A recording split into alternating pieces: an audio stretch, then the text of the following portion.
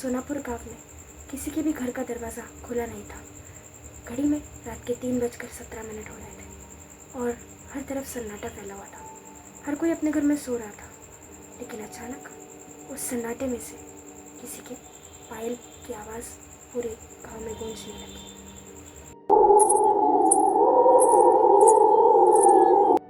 वो आवाज़ धीरे धीरे गांव के बड़े ठाकुर की पुरानी हवेली की तरफ बढ़ती हुई सुनाई दे रही थी। उस घर में अर्जुन रहा करता था।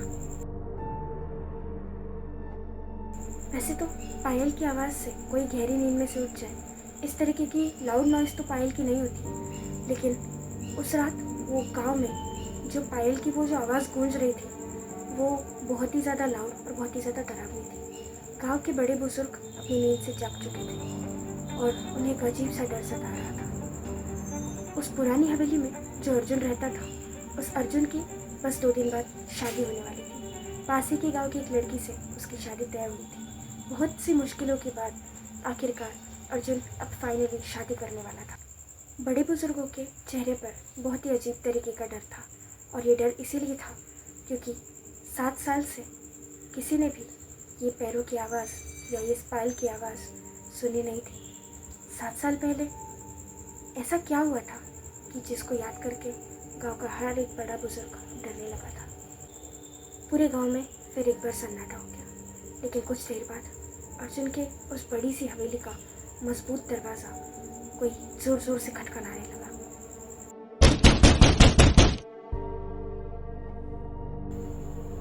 इस खटखटाने की आवाज़ से अर्जुन की माँ की नींद खुल गई। उन्होंने आँख मसलते हुए जब घड़ी की तरफ देखा तो रात के 3:17 हो रखे थे।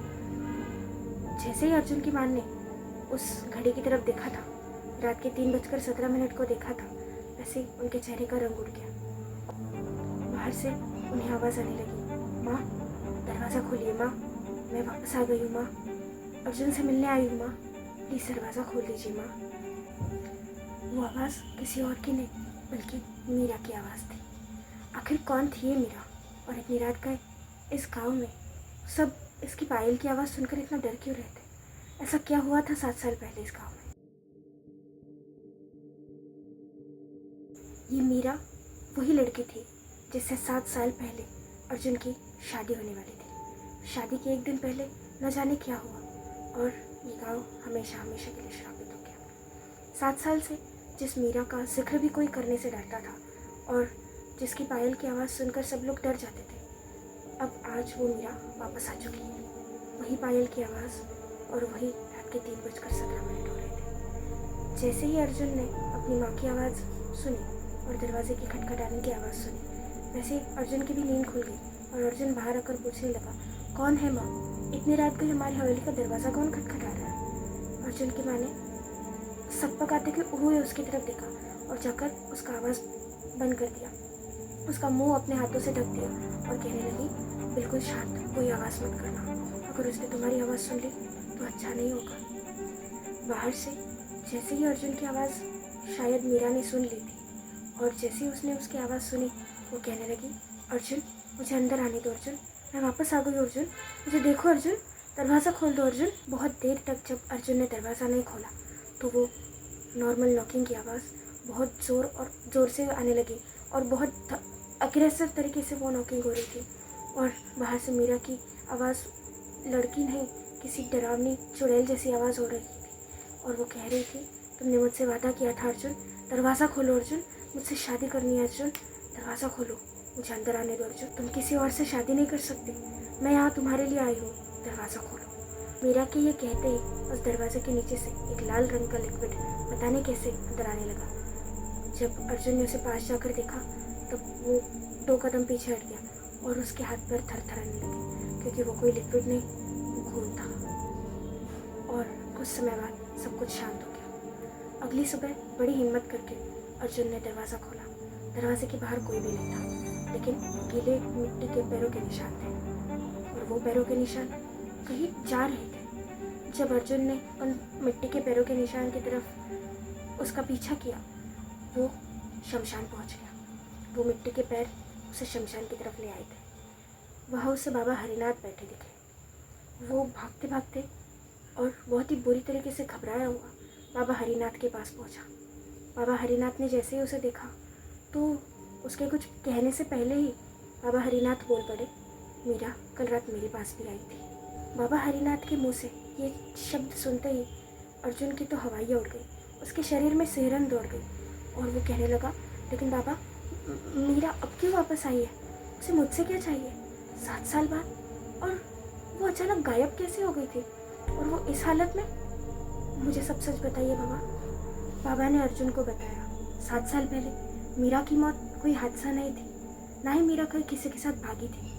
ये गांव के लोगों ने तुम्हें डराने के लिए अफवाह फैलाई थी कि शायद मीरा कोई किसी के साथ भाग गई होगी या मीरा ने तुम्हें धोखा दे दिया होगा। उस रात मीरा सच सवर कर तुम्हारे पास ही आ रही थी, इतनी जल्दी इसीलिए आ रही थी ताकि तुमसे पहले उसे कोई और ना देखे। और अंधेरे में वो जब आ रही थी तब अचानक से पता नहीं क्या हुआ, मौसम बुरी तरीके से ख़राब हो गया और जब सुबह हुई तब शादी के जोड़े में मीरा की लाश हम लोगों को कुएं के पास मिली। हम सब ने उनसे झूठ कहा था कि मीरा हमें नहीं मिली, क्योंकि हम नहीं चाहते थे कि तुम किसी सदमे में पड़ो। लेकिन अगली सुबह जब वो लाश हमें मिली, हमने उसका अंतिम संस्कार कर दिया और इस तरीके से मीरा का अंत हो गया। लेकिन बाबा, 7 साल बाद मीरा इतनी अजीब तरीके से क्यों लौटी है और अब उसे मुझसे क्या चाहिए? बाबा हरिदास बोले, मीरा इसीलिए वापस आई है क्योंकि तुम किसी और से शादी कर रहे हो। उस रात वो तुम्ही से मिलने आ रही थी।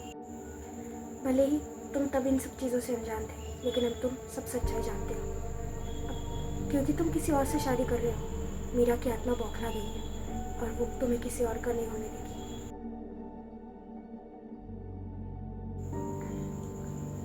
घर लौटते ही अर्जुन ने सबसे पहले रिया को कॉल किया। रिया उसकी होने वाली पत्नी, जिससे 2 दिन बाद उसकी शादी होने वाली थी। रिया को अर्जुन ने सब कुछ बता दिया, मीरा और उसके बारे में, और कल रात क्या हुआ और हरिदास बाबा ने क्या कहा।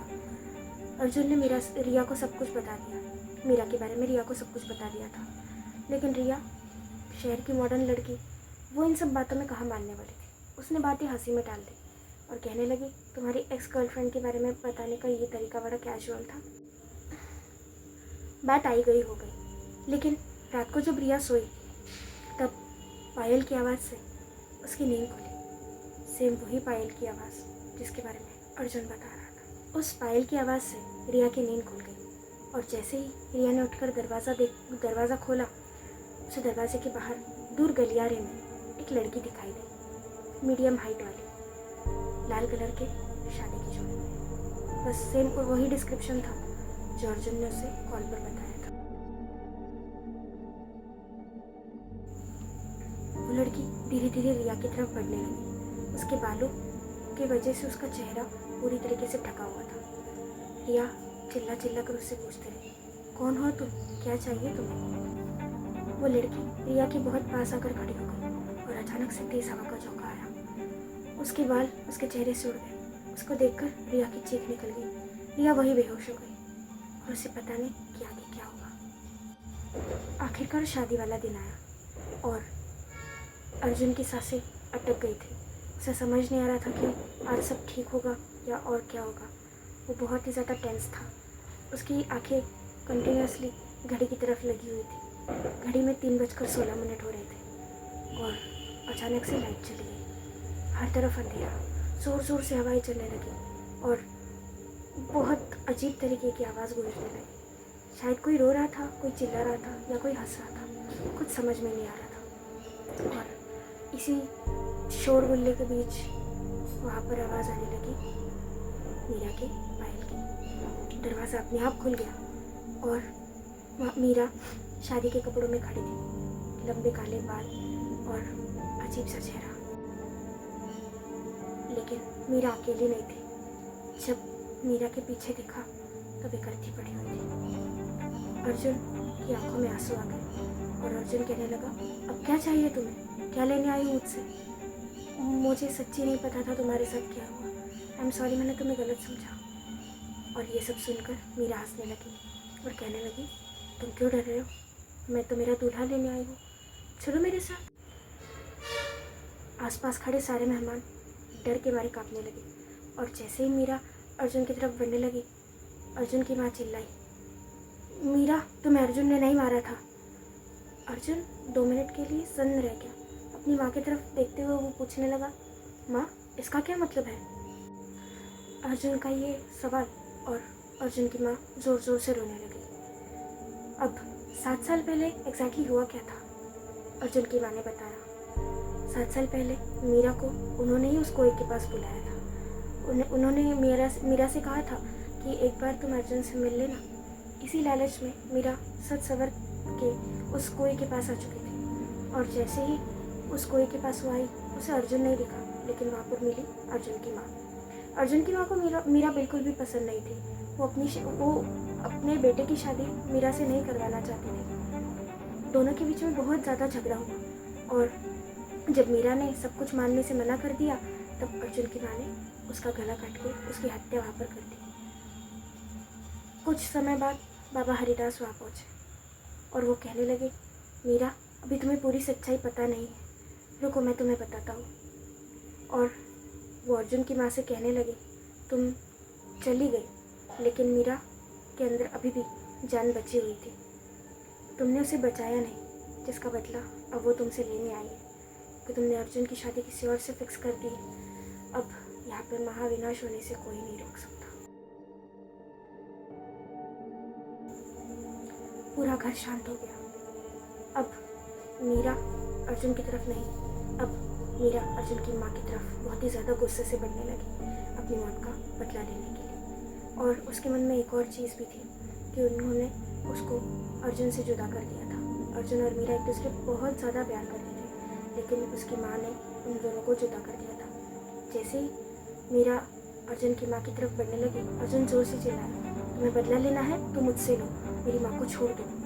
और मीरा ने उस अर्जुन की बात को सुनकर हंसते हुए उस अर्थी की तरफ इशारा किया।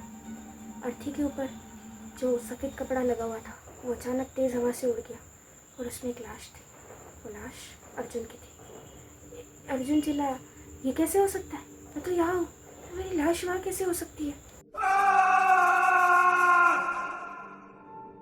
अब मीरा उसके करीब आकर बहुत ही सॉफ्ट लहजे में कहने लगी, अर्जुन, तुम्हारी लाश वहाँ इसीलिए है कि 7 साल पहले जिस दिन मेरी मौत हुई थी, उसी दिन तुम भी मर चुके थे।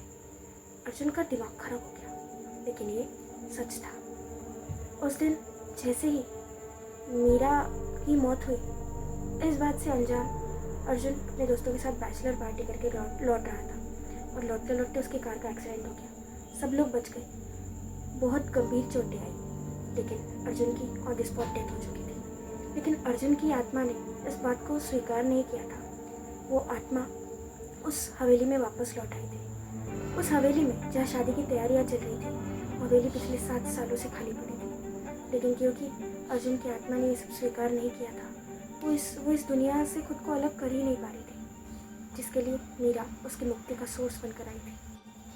अर्जुन ने कांपते हुए मीरा की तरफ देखा। मीरा ने उसका हाथ पकड़ा और कहने लगी, अब चलो मेरे साथ, अब इस सच को एक्सेप्ट कर लो।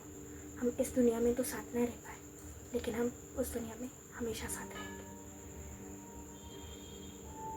अगली सुबह उस दरवाजे को गांव वालों ने खोल दिया, क्योंकि उन्हें रात को अर्जुन की माँ की बहुत ही ज़ोर से चीख सुनाई दी थी। लेकिन जैसे ही उन लोगों ने सुबह दरवाज़ा खोला, हवेली पूरी तरीके से अंदर से तहस नहस हो चुकी थी। वहाँ कोई शादी की तैयारी नहीं चल रही थी, कि ऐसा कुछ हो ही नहीं रहा था। ये सब अर्जुन की आत्मा का वहम था। लेकिन उसकी माँ वहाँ छुप छुपा कर पिछले 7 सालों से आया जाया करती थी। जैसे ही मीरा की आत्मा को पता चला कि अर्जुन की माँ वहाँ आई है, वैसे वो खुद को रोक नहीं पाई और उसने ये सब कर दिया। सुबह गाँव वालों को उस हवेली में अर्जुन की 7 साल पुरानी लाश मिली और उसी के बगल में मिली अर्जुन की माँ की ताज़ी ताज़ी लाश। लाश की आंखें बहुत ही ज़्यादा डर से खुली हुई थी और उस कमरे की दीवार पर लिखा हुआ था कि जिस दुल्हन की मौत पिछले 7 साल पहले हो चुकी थी, आज उसका बदला पूरा हुआ।